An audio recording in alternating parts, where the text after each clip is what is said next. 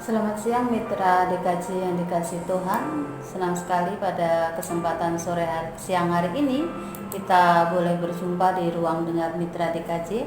Sungguh satu kesempatan yang sangat istimewa di tengah-tengah situasi yang saat ini semakin hari kita mendengar kabar berita yang kurang menyenangkan, tetapi kita masih percaya bahwa kasih setianya tetap ada dalam kehidupan kita dan pasti, dan itu menjadi pengharapan bagi kita anak-anaknya untuk terus bergantung dan berharap kepada Tuhan, karena hanya Tuhan sajalah sumber kehidupan dan pengharapan kita, bahkan perlindungan kita dalam berbagai hal.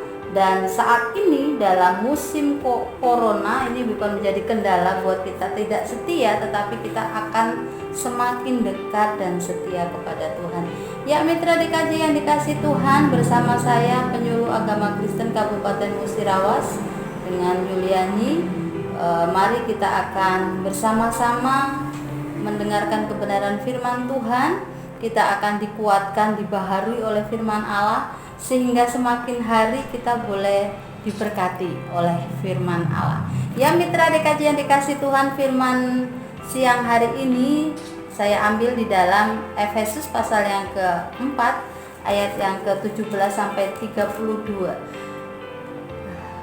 Saya percaya dan yakin bahwa hari ini merupakan hari yang istimewa meskipun kita berada dalam situasi yang kurang menyenangkan. Ya, mitra DKJ yang dikasih Tuhan, untuk mendasari firman Tuhan pada kesempatan siang hari ini, saya akan membacakan bagi mitra DKJ sekalian dimanapun berada dengan judul Perikop Manusia Baru. Saya akan membacakannya supaya kita mengerti bahwa dasar dari kehidupan kita adalah firman Allah itu sendiri. Manusia baru, Efesus 4 ayat yang ke-17 sampai 32. Sebab itu kukatakan dan kutegaskan ini kepadamu di dalam Tuhan, jangan hidup lagi sama seperti orang yang tidak mengenal Allah, dengan pikirannya yang sia-sia dan pengertiannya yang gelap, jauh dari hidup persekutuan dengan Allah. Karena kebodohan yang ada di dalam mereka dan karena kedegilan hati mereka, perasaan mereka telah tumpul sehingga mereka menyerahkan diri kepada hawa nafsu. Ada musisiat dalam bersyukur. Ya, mitra DKJ yang dikasih Tuhan, mari kita akan kembali ke dalam nas firman Tuhan kita pada kesempatan siang hari ini. Ya, saat ini kita berbicara tentang manusia baru. Siapa sih manusia baru? Tidak ada sesuatu yang bisa kita lihat dari semua yang kita tahu di dalam dunia ini. Manusia baru itu adalah manusia yang baru saja muncul. Siapa mereka? Itu adalah bayi gitu. Tetapi pada kesempatan siang hari ini kita tidak berbicara tentang bayi secara fisik yang disebut sebagai manusia baru itu sendiri. Karena saat kita berbicara tentang manusia baru, itu kita berbicara tentang roh dan pikiran kita gitu ya. Saat seseorang percaya kepada Yesus, itu adalah secara status mereka disebut manusia baru. Jadi berbicara tentang manusia baru itu bukan berbicara tentang fisik kita sebagai manusia jasmani ini yang ada tubuh dan darah kita, tetapi berbicara tentang roh dan pikiran kita yang diubahkan oleh Tuhan menjadi sesuatu yang baru, seperti itu. Nah, kalau kita berbicara tentang baru, itu bukan revisi. Kalau berbicara tentang revisi atau berbicara tentang renovasi, itu adalah sesuatu yang sudah ada lalu dibeneri mana yang perlu, mana yang butuh, mana yang sekiranya itu tidak bagus itu dibuang, yang bagus tetap ada. Seperti itu renovasi. Jadi tetap ada dalam situasi yang sama, tetapi mungkin ada sedikit perbedaan, itu renovasi. Tetapi kalau baru itu sesuatu yang belum pernah ada dan muncul dan menjadi ada, itu baru. Nah, hal inilah yang mendasari bahwa di dalam Tuhan, saat seseorang menyatakan hidupnya percaya kepada Tuhan, dia adalah pribadi yang baru, yang dilahirkan secara roh oleh Kristus di dalam tubuh jasmani kita. Mungkin jasmani kita ini tetap sama. Yang saat percaya Yesus berusia 15 tahun, saat dia percaya Yesus itu bukan fisiknya yang menjadi baru, seperti pada percakapan Nikodemus dengan Yesus di dalam Yohanes 3 ayat yang ketiga sampai dengan yang ketujuh. Bagaimana Yesus berkata kepada Nikodemus, kamu harus dilahirkan kembali. Lalu Nikodemus berkata, bagaimana mungkin saya yang sudah lanjut usia, sudah berumur ini harus masuk ke kandungan ibuku dan dilahirkan kembali. Nah, seperti itulah yang ada dalam pikiran seorang manusia. Saat berbicara tentang manusia baru, berpikir bahwa dia akan kembali ke dalam rahim ibunya dan dilahirkan kembali. Tetapi bukan itu yang Tuhan maksud. Tetapi yang Tuhan maksud adalah kelahiran di dalam Kristus secara roh dan pribadi yang baru. Banyak contoh dalam firman Allah, dalam Alkitab dijelaskan bagaimana banyak orang menjadi manusia baru. Saya contohkan seperti Sakeus. Dia seorang yang dulunya mungkin itu kikir, mungkin itu pelit, mungkin itu tidak disukai banyak orang karena pekerjaannya. Tetapi saat dia percaya Yesus, dia berubah menjadi orang yang murah hati. Contoh lain juga seperti Paulus. Bagaimana Paulus seorang yang memang dia seorang yang pekerja keras, dia tangguh, dia memiliki keinginan yang besar untuk sesuatu yang diharapkan dalam sesuatu yang situasi yang ia ingin wujudkan. Dia seorang yang tangguh. Saya merasa bahwa Paulus bukan karakter yang mudah menyerah, karena sampai saat dia mengatakan bahwa dia membenci pengikut-pengikut Kristus, yang Paulus lakukan adalah dia ambil langkah jauh ke depan. Dia meminta surat perintah untuk menangkap pengikut-pengikut Kristus. Itu karakternya lama. Tetapi saat dia percaya Yesus, dilahirkan kembali dalam roh dan pikirannya, memiliki karakter Kristus, yang terjadi adalah Paulus menjadi seorang yang lemah lembut, bahkan dia berani berkorban untuk pelayanan yang Tuhan percayakan dalam dirinya. Dan ini minta dikaji. Apa sih yang menjadi kehendak Allah saat Tuhan menciptakan manusia awal mulanya? Menjadi serupa dengan Dia, menjadi sahabatnya, dipercayakan. Adam dipercayakan oleh Allah tanggung jawab yang besar. Tetapi karena kesalahannya, Adam dan Hawa harus mengalami hukuman. Jadi saat berbicara tentang manusia baru itu membawa kita kepada pengertian yang benar bahwa kita hidup seturut dengan rancangan Allah. Dan berbicara tentang manusia yang baru adalah manusia yang hidup di dalam kebenaran dan kekudusan. Ini mitra dikasih Tuhan. Jadi tidak cukup bagi kita seseorang yang menyatakan, mendeklarasikan, Tuhan aku percayakan hidupku kepadamu dan engkau menjadi Tuhan dan Juru Selamatku, tetapi hidupnya sama dengan yang lalu, itu bohong. Karena berbicara tentang manusia baru itu artinya kita sebagai manusia ini hidup di dalam kebenaran dan kekudusan, menjaga lidah kita, menjaga tingkah laku kita, menjaga hidup kita yang hidup seturut dengan kehendaknya, bukan kehendak kita sendiri. Mengapa? Karena saat itu kita sudah dibayar lunas oleh Tuhan. Hidup kita ini Tuhan yang punya. Jadi suka-sukanya Tuhan mau. Bagian kita dengar sesuai dengan apa yang Tuhan mau. Ini mitra DKJ yang dikasih Tuhan. Dan di dalam Kolose pasal yang ketiga ayat yang ke-10, saya akan membantu membacakannya untuk mitra DKJ dimanapun berada. Di sana dikatakan, dan telah mengenakan manusia baru yang terus-menerus dibaharui untuk memperoleh pengetahuan yang benar menurut gambar Khalqnya.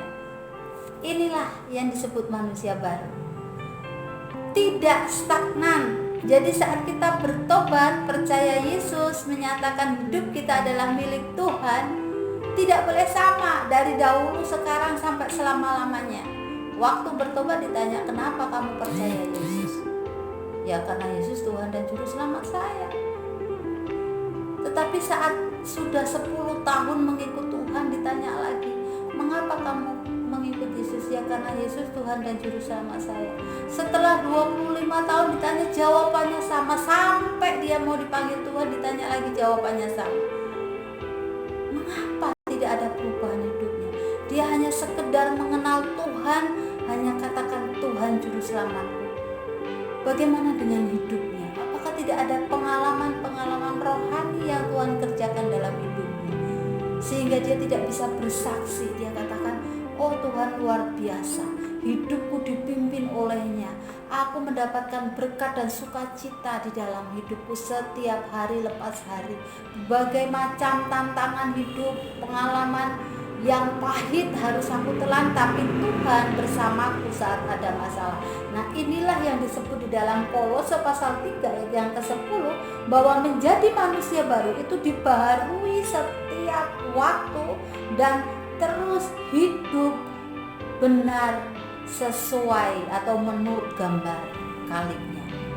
Pertanyaan bagi kita tadi kajian dikasih Tuhan, apakah pembaharuan hidup kita itu yang terus menerus itu sudah terjadi dalam hidup kita, atau kita terus menjadi bayi rohani baru tetapi tidak ada pertumbuhan? Orang kalau menanam bonsai itu indah, tetapi bagaimana kalau kita punya anak dari dahulu setelah lahir lucu, bayi lucu, tetapi gak ada pertumbuhan, apa yang terjadi? Yaitu menyedihkan sekali. Hidup kita bukan bonsai rohani, mitra di kajian dikasih Tuhan. Kita perlu bertumbuh, dan pertumbuhan kita itu seturut dengan rancangan Tuhan.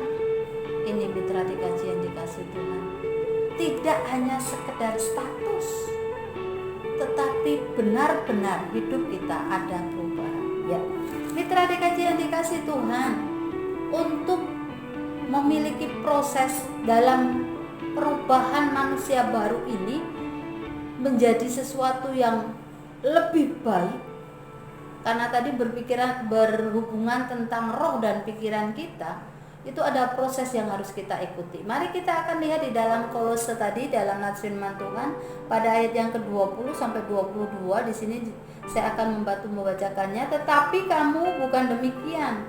Kamu telah belajar mengenal Kristus, karena kamu telah mendengar tentang Dia dan menerima pengajaran di dalam Dia menurut kebenaran yang nyata dalam Yesus, yaitu bahwa kamu berhubung dengan kehidupan kamu yang dahulu harus menanggalkan manusia lama dan menemui kebinasaannya oleh nafsunya yang menyesatkan. Ini proses yang harus kita lewati sebagai manusia baru. Yang pertama adalah belajar mengenal Kristus. Bagaimana caranya belajar mengenal Kristus? Mau mendengar akan Kristus. Lalu kita katakan, bagaimana mungkin saya mendengar tentang Kristus jikalau Kristus tidak ada di hadapan saya? Firman Tuhan adalah Kristus yang hidup. Melalui firman inilah kita tahu apa yang menjadi kehendak Tuhan dalam kehidupan kita. Oleh karena itu perlu bagi kita, orang-orang percaya yang notabene katanya itu adalah orang Kristen, orang mengenalnya seperti itu, untuk kita boleh bertumbuh sebagai manusia baru, kita mau mendengar firman Allah. Jangan cuma suka mendengar dongeng, membaca novel, membaca buku, membaca koran. Ilmu pengetahuan kita makan habis. Tetapi saat kita berhadapan dengan firman Tuhan, kita mulai undur. Bagaimana mungkin kita bisa mendengar suara Tuhan kalau firman Allah tidak pernah kita baca?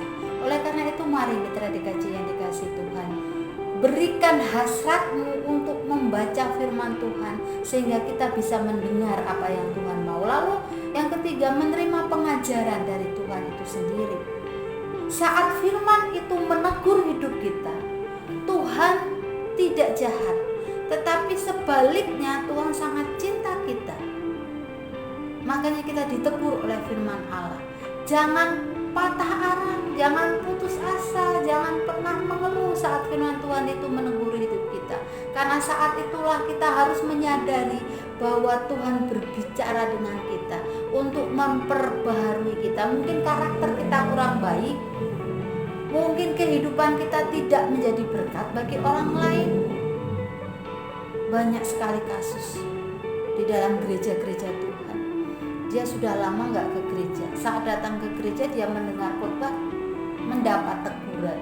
Lalu dia katakan, ini pendeta gak ngerti nih. Saya sudah lama gak datang, giliran saya datang saya dimarahin, ditegur, dikhotbah lagi gitu. Mitra dikaji yang dikasih Tuhan, firman Tuhan tidak pernah salah.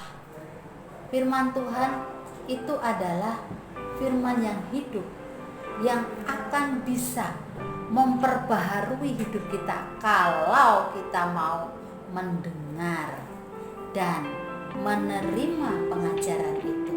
Kita tidak akan pernah bisa berubah kalau kita tidak mau menerima pengajaran itu. Kita hanya mau yang enak-enak di telinga kita. Kita mendengar mujizat-mujizat Tuhan, kita mendengar sukacita-sukacita kehidupan, kita mendengar yang manis-manis, kita menikmati yang manis-manis dari Tuhan. Tapi saat ada tantangan, saat ada hambatan, saat ada pergumulan, kita mulai bertanya, mengapa Tuhan ini terjadi dalam hidup? Tanpa kita menyadari bahwa itu adalah cara Tuhan untuk membentuk kita lebih lagi. Ini mitra dikaji yang dikasih Tuhan. Lalu setelah kita menerima pengajaran itu, hiduplah menurut kebenaran. Ini banyak sekali ini langkah proses yang ini seringkali dilewati oleh anak-anak Tuhan. Dia senang mendengar khotbah, mendengar renungan, membaca firman Tuhan. Dia menerimanya, tapi habis itu tidak menghidupinya di dalam hidupnya. Perkataannya masih kotor, pemikirannya masih tidak benar, hidupnya masih suka melakukan hal-hal yang tidak berkenan di hadapan Allah. Ada mujizat dalam bersyukur ya. Mitra DKJ yang dikasih Tuhan, mari kita akan kembali ke dalam nas firman Tuhan kita pada kesempatan siang hari ini. Ya, saat ini kita berbicara tentang manusia baru. Siapa sih manusia baru? Tidak ada sesuatu yang bisa kita lihat dari semua yang kita tahu di dalam dunia ini. Manusia baru itu adalah manusia yang baru saja muncul. Siapa mereka? Itu adalah bayi. Tetapi pada kesempatan siang hari ini kita tidak berbicara tentang bayi secara fisik yang disebut sebagai manusia baru itu sendiri. Karena saat kita berbicara tentang manusia baru, itu kita berbicara tentang roh dan pikiran kita, gitu ya. Saat seseorang percaya kepada Yesus, itu adalah secara status mereka disebut manusia baru. Jadi berbicara tentang manusia baru itu bukan berbicara tentang fisik kita sebagai manusia jasmani ini yang ada tubuh dan darah kita, tetapi berbicara tentang roh dan pikiran kita yang diubahkan oleh Tuhan menjadi sesuatu yang baru, seperti itu. Nah, kalau kita berbicara tentang baru, itu bukan revisi. Kalau berbicara tentang revisi atau berbicara tentang renovasi, itu adalah sesuatu yang sudah ada lalu dibeneri, mana yang perlu, mana yang butuh, mana yang sekiranya itu tidak bagus itu dibuang, yang bagus tetap ada. Seperti itu renovasi. Jadi tetap ada dalam situasi yang sama, tetapi mungkin ada sedikit perbedaan, itu renovasi. Tetapi kalau baru itu sesuatu yang belum pernah ada dan muncul dan menjadi ada, itu baru. Nah, hal inilah yang mendasari bahwa di dalam Tuhan, saat seseorang menyatakan hidupnya percaya kepada Tuhan, dia adalah pribadi yang baru, yang dilahirkan secara roh oleh Kristus di dalam tubuh jasmani kita. Mungkin jasmani kita ini tetap sama. Yang saat percaya Yesus berusia 15 tahun, saat dia percaya Yesus itu bukan fisiknya yang menjadi baru, seperti pada percakapan Nikodemus dengan Yesus di dalam Yohanes 3 ayat yang ketiga sampai dengan yang ketujuh. Bagaimana Yesus berkata kepada Nikodemus, kamu harus dilahirkan kembali. Lalu Nikodemus berkata, bagaimana mungkin mungkin saya yang sudah lanjut usia, sudah berumur ini harus masuk ke kandungan ibuku dan dilahirkan kembali. Nah, seperti itulah yang ada dalam pikiran seorang manusia. Saat berbicara tentang manusia baru, berpikir bahwa dia akan kembali ke dalam rahim ibunya dan dilahirkan kembali. Tetapi bukan itu yang Tuhan maksud. Tetapi yang Tuhan maksud adalah kelahiran di dalam Kristus secara roh dan pribadi yang baru. Banyak contoh dalam firman Allah, dalam Alkitab dijelaskan bagaimana banyak orang menjadi manusia baru. Saya contohkan seperti Sakeus. Dia seorang yang dulunya mungkin itu kikir, mungkin itu pelit, mungkin itu tidak disukai banyak orang karena pekerjaannya. Tetapi saat dia percaya Yesus, dia berubah menjadi orang yang murah hati. Contoh lain juga seperti Paulus. Bagaimana Paulus seorang yang memang dia seorang yang pekerja keras, dia tangguh, dia memiliki keinginan yang besar untuk sesuatu yang diharapkan dalam sesuatu yang situasi yang ia ingin wujudkan. Dia seorang yang tangguh. Saya merasa bahwa Paulus bukan karakter yang mudah menyerah, karena sampai saat dia mengatakan bahwa dia membenci pengikut-pengikut Kristus, yang Paulus lakukan adalah dia ambil langkah jauh ke depan. Dia meminta surat perintah untuk menangkap pengikut-pengikut Kristus. Itu karakternya lama. Tetapi saat dia percaya Yesus, dilahirkan kembali dalam roh dan pikirannya, memiliki karakter Kristus, yang terjadi adalah Paulus menjadi seorang yang lemah lembut, bahkan dia berani berkorban untuk pelayanan yang Tuhan percayakan dalam dirinya. Ya, ini mitra DKJ. Apa sih yang menjadi kehendak Allah saat Tuhan menciptakan manusia awal mulanya? Menjadi serupa dengan Dia, menjadi sahabatnya, dipercayakan. Adam dipercayakan oleh Allah tanggung jawab yang besar. Tetapi karena kesalahannya, Adam dan Hawa harus mengalami hukuman. Jadi saat berbicara tentang manusia baru, itu membawa kita kepada pengertian yang benar bahwa kita hidup seturut dengan rancangan Allah. Dan berbicara tentang manusia yang baru adalah manusia yang hidup di dalam kebenaran dan kekudusan. Ini mitra dikasih Tuhan. Jadi tidak cukup bagi kita seseorang yang menyatakan, mendeklarasikan, Tuhan, aku percayakan hidupku kepadamu dan Engkau menjadi Tuhan dan Juru Selamatku, tetapi hidupnya sama dengan yang lalu. Itu bohong. Karena berbicara tentang manusia baru itu artinya kita sebagai manusia ini hidup di dalam kebenaran dan kekudusan, menjaga lidah kita, menjaga tingkah laku kita, menjaga hidup kita yang hidup seturut dengan kehendaknya, bukan kehendak kita sendiri. Mengapa? Karena saat itu kita sudah dibayar lunas oleh Tuhan. Hidup kita ini Tuhan yang punya. Jadi suka-sukanya Tuhan mau apa. Bagian kita dengar sesuai dengan apa yang Tuhan mau. Ini mitra DKJ yang dikasih Tuhan. Dan di dalam Kolose pasal yang ketiga ayat yang ke-10, saya akan membantu membacakannya untuk mitra DKJ dimanapun berada. Di sana dikatakan, dan telah mengenakan manusia baru yang terus-menerus dibaharui untuk memperoleh pengetahuan yang benar menurut gambar kalibnya. Inilah yang disebut manusia baru. Tidak stagnan.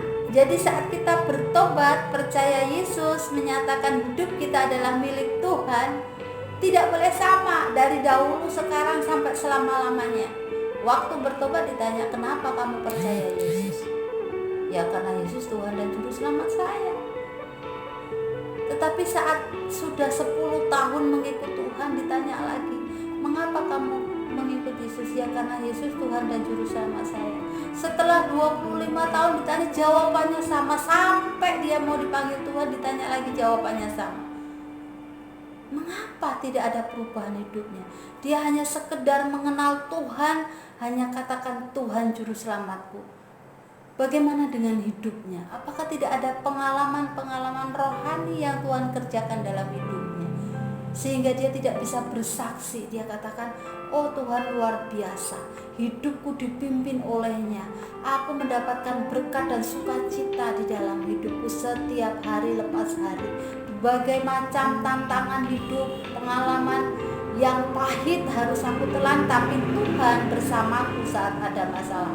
Nah, inilah yang disebut di dalam Kolose pasal 3 ayat yang ke-10, bahwa menjadi manusia baru itu dibaharui setiap waktu dan terus hidup benar sesuai atau menurut gambar kalimnya.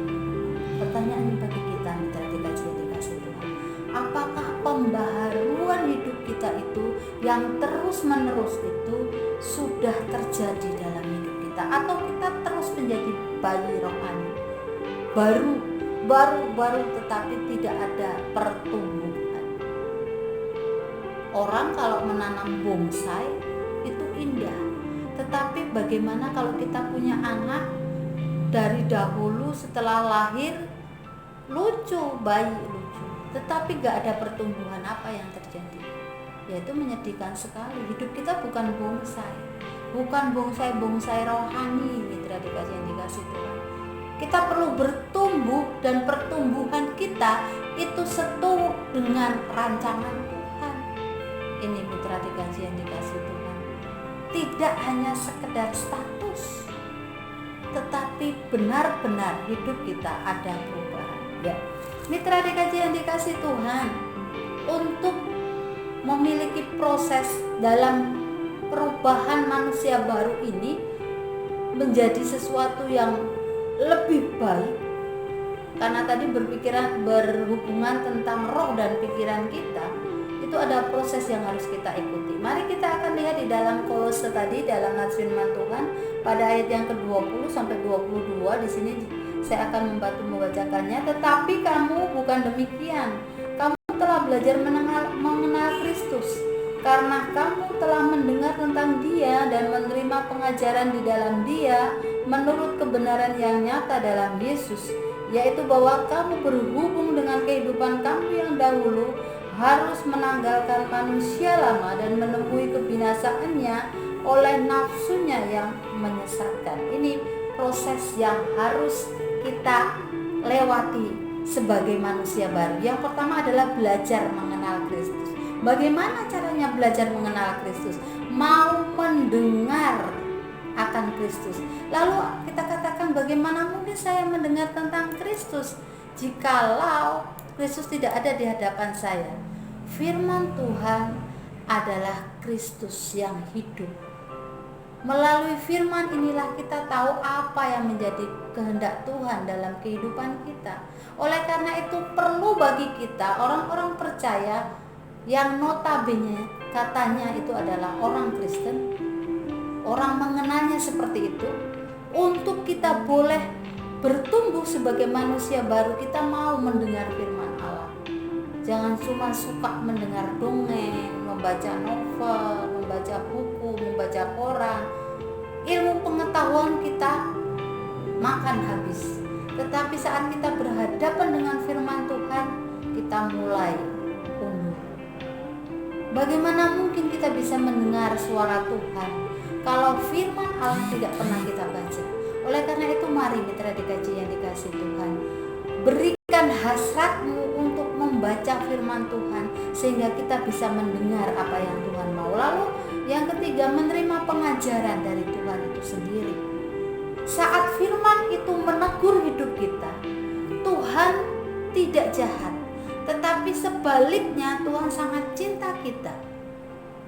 Makanya kita ditegur oleh firman Allah.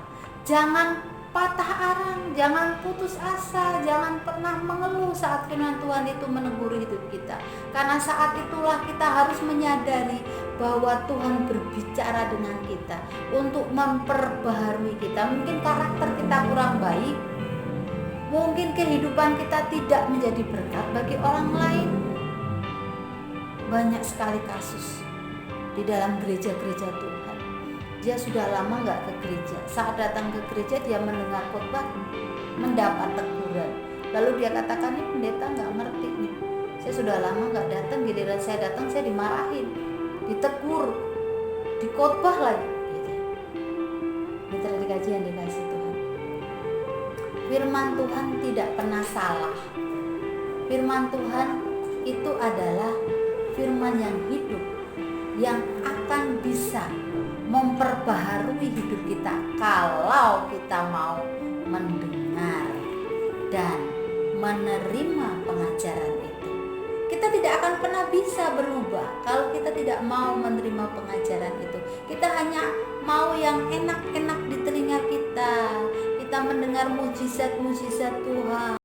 Kita mendengar sukacita-sukacita kehidupan. Kita mendengar yang manis-manis, kita menikmati yang manis-manis dari Tuhan. Tapi saat ada tantangan, saat ada hambatan, saat ada pergumulan, kita mulai bertanya, mengapa Tuhan ini terjadi dalam hidup? Tanpa kita menyadari bahwa itu adalah cara Tuhan untuk membentuk kita lebih lagi.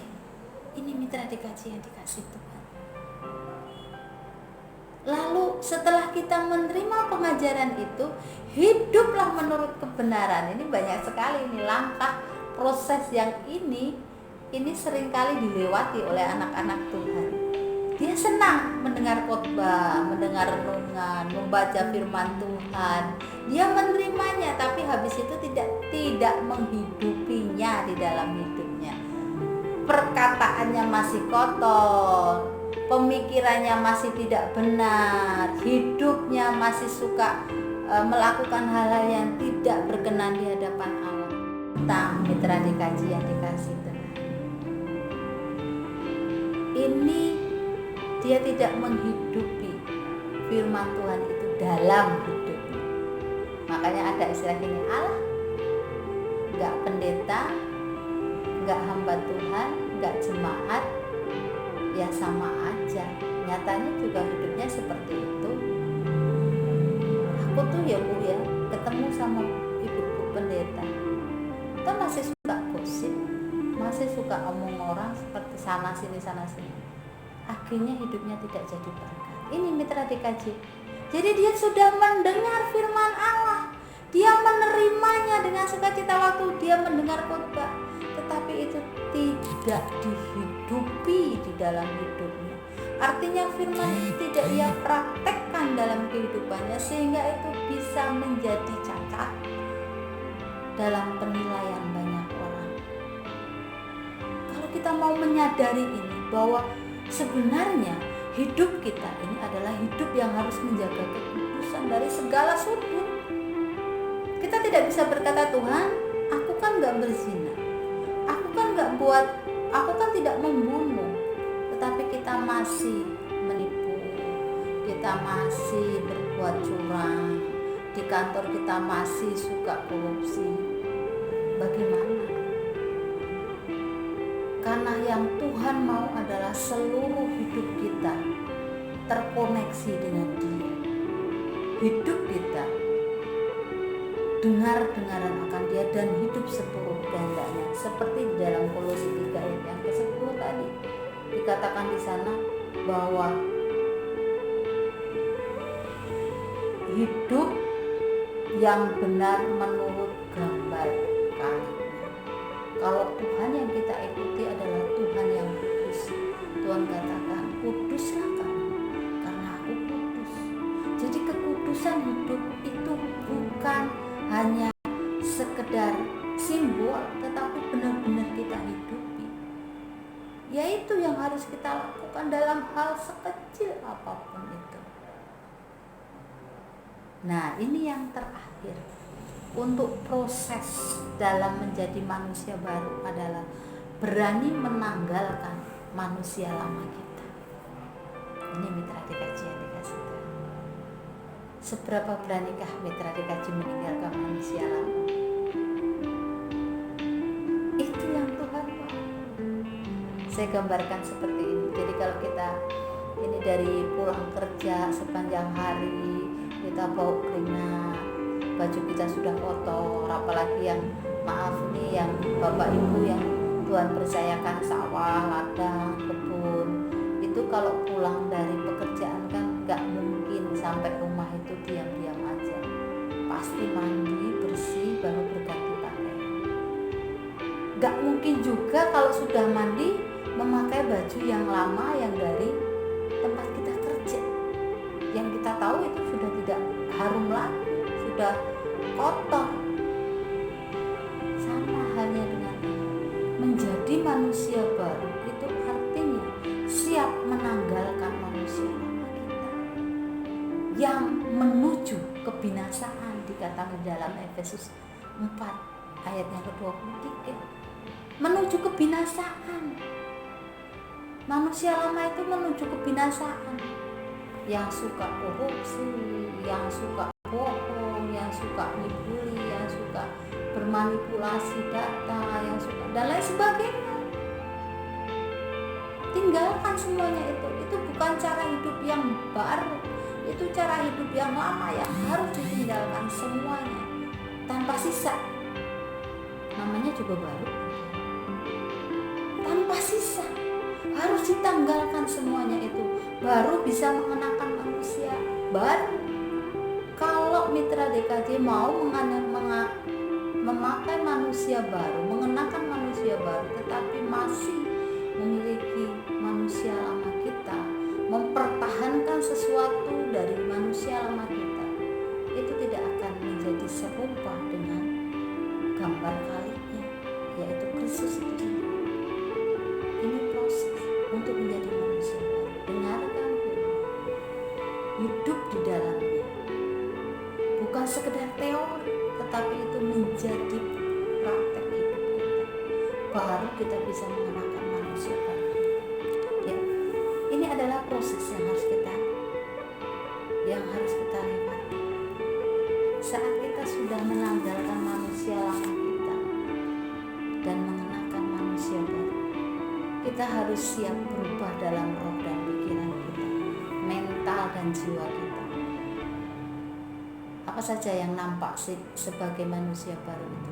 Perubahan apa yang bisa kita lihat sebagai manusia baru? Kalau komitmen itu hanya mitra DKJ dan Tuhan yang tahu. Orang lain belum tentu tahu. Tetapi ada hal yang bisa dilihat dari perubahan sebagai manusia baru, yaitu apa? Karakter atau sikap manusia. Itu pasti bisa dilihat. Apakah ada perubahan atau tidak? Lalu apa saja yang bisa dilihat itu? Karakter apa yang bisa dilihat? Mari kita lihat, ada 3 hal yang bisa dilihat oleh orang-orang di sekitar kita bahwa kita sudah menjadi manusia baru. Yang lama sudah berlalu, yang baru harus datang. Ini apa saja? Yang pertama kita lihat di dalam ayat yang ke-26, 27 dan 31. Saya akan membacakannya bagi mitra DKJ dari Efesus, firman Tuhan tadi. Efesus 4 ayat yang ke-26 sampai 27. Yang bisa dilihat oleh orang-orang di sekitar kita, perubahan yang nyata yang bisa kita lihat sebagai manusia baru adalah dari sisi emosi, secara karakter ya, secara karakter, dari sisi emosi. Di dalam ayat yang ke-26 sampai 27 berbicara tentang apa? Amarah. Emosi, amarah. Amarah ini bisa membawa seseorang menjadi tersangka, menjadi terpidana, bahkan menjadi hukuman gitu ya. Karena apa? Karena suatu amarah, yaitu emosi yang tidak terkendali. Contoh di dalam firman Tuhan siapa? Berbicara tentang hati, itu adalah Kain. Karena amarahnya kepada Habil, yang ia lakukan adalah membunuh Habil. Ini mengerikan sekali mitra DKJ yang dikasih Tuhan. Itu bukan dari sesuatu yang secara secara nyata terlihat. Jadi waktu Habil dan Kain mempersembahkan korban, waktu itu Kain tidak serta-merta marah dengan Habil, tapi karena emosi itu tetap dia pertahankan, dia simpan di dalam hati, lalu muncul dalam pikiran, akhirnya diekspresikan dalam perbuatan. Dan fatalnya perbuatan yang ia lakukan itu menjadi dosa bagi Kain, karena dia menghilangkan nyawa saudara kandung satu-satunya waktu itu bagi Kain. Jadi kalau kita bisa menjaga hati kita, emosi kita, pasti bisa terkendali dengan baik. Memang dikatakan apa yang muncul itu berasal dari hati. Kalau hatinya jahat, nggak mungkin mulutnya berbuat manis. Karena suatu bangkai yang disimpan pasti akan tercium juga melalui aplikasi hidupnya. Oleh karena itu, saat kita berbicara tentang manusia baru, ada perubahan yang nampak dalam dirinya, yaitu dari sisi emosi. Paulus seorang yang menggebu-gebu, berkobar-kobar, seorang yang penuh semangat, antusias dalam menjalankan tugasnya. Tetapi saat dia disentuh hatinya oleh Tuhan, dia menjadi seorang yang lemah lembut dan mau dituntun oleh Tuhan.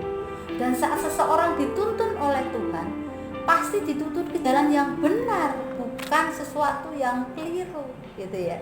Jadi seseorang yang lahir baru, hidup di dalam Tuhan, pastinya dia memiliki hati yang lemah lembut.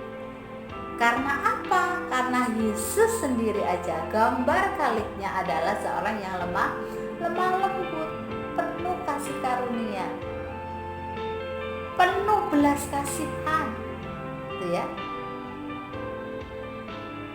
Paulus bekerja keras loh, dia tidak mau menyusahkan orang lain dalam melayani Tuhan. Sampai dia membuat tenda, untuk apa? Menghidupi pelayanan yang dia lakukan. Dia tidak tergantung dengan orang lain, walaupun sebenarnya sebagai hamba Tuhan dia berhak untuk mendapatkan perhatian dari orang yang dilayani. Tapi itu tidak menjadi kendala buat Paulus tetap maju di dalam Tuhan, Bapak Ibu mitra di kajian dikasih Tuhan.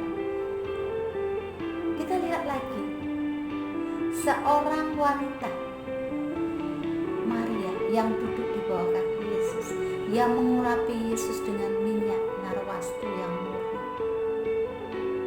Itu minyak dia beli dengan hasil gajinya selama 1 tahun. Makanya saat Yudas melihat, dia katakan, kenapa itu pemborosan, harusnya dijual bisa dikasih orang miskin. Tetapi mengapa Maria rela memberikannya untuk Tuhan? Karena dia sangat menyadari anugerah yang dia terima dari Tuhan melebihi dari hidupnya.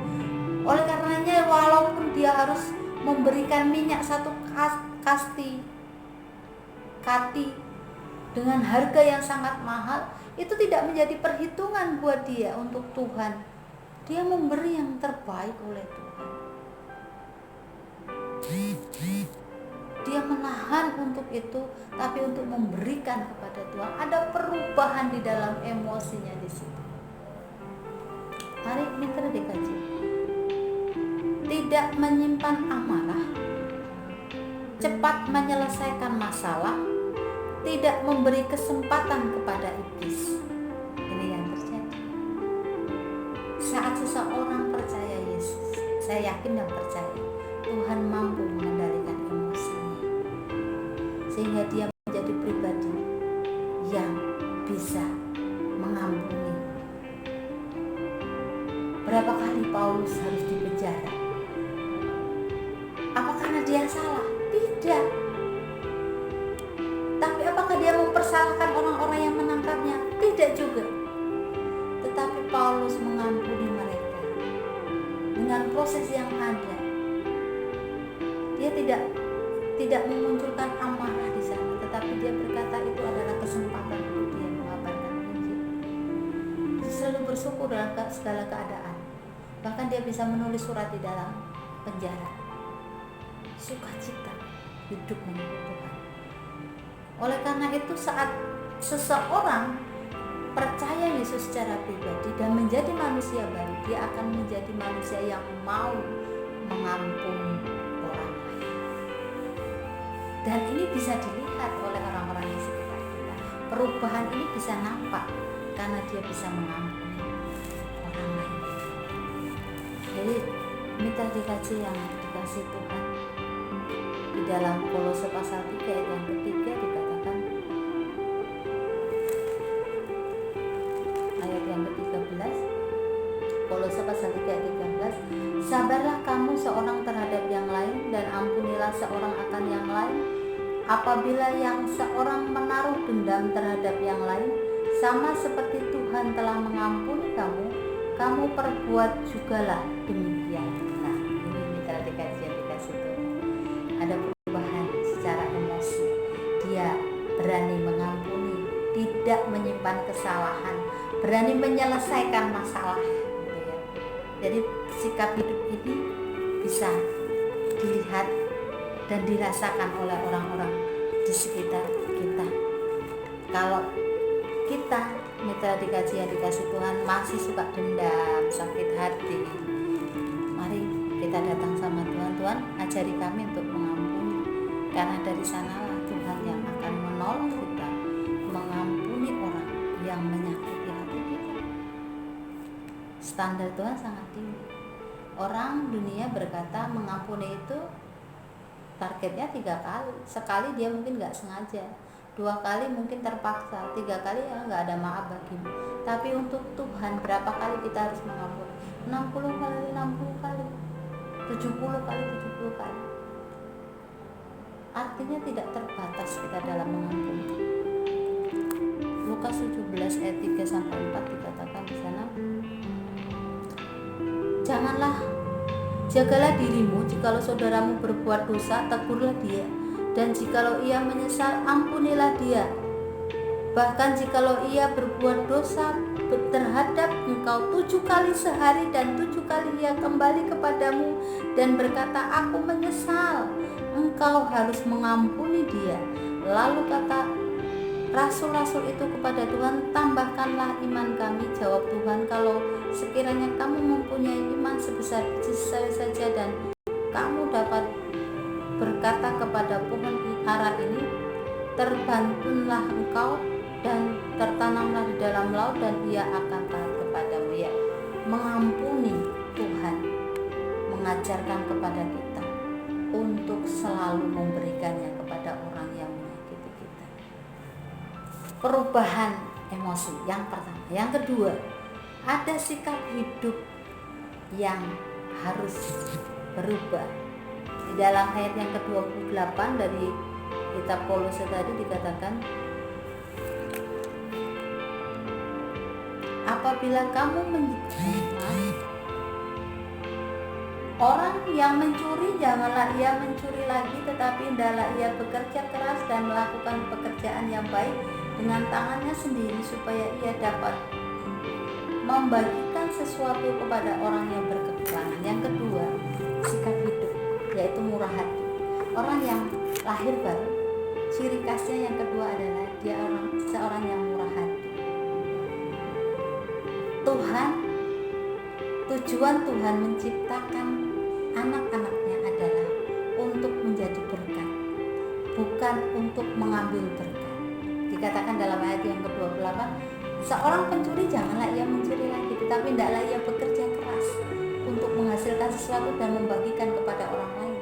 Ini luar biasa, bahwa yang Tuhan mau kita ini menjadi orang yang rajin, bukan pemalas, bukan yang mau merampas tetapi mau memberi.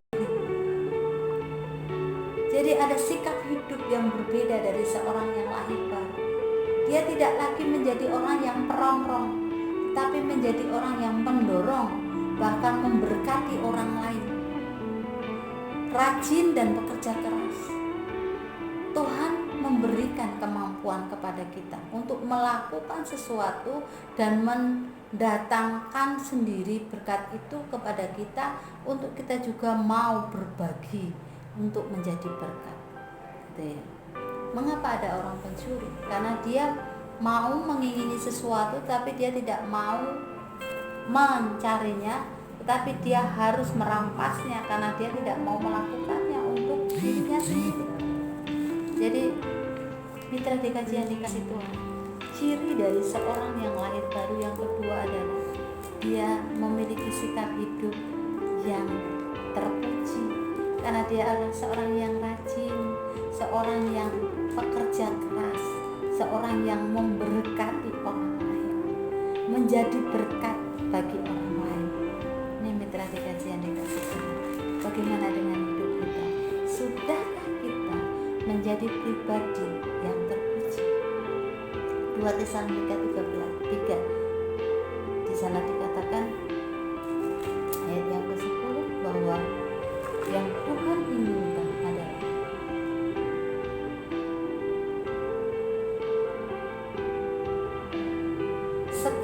sebab jika waktu kami berada di antara kamu, kami memberi peringatan ini kepada kamu.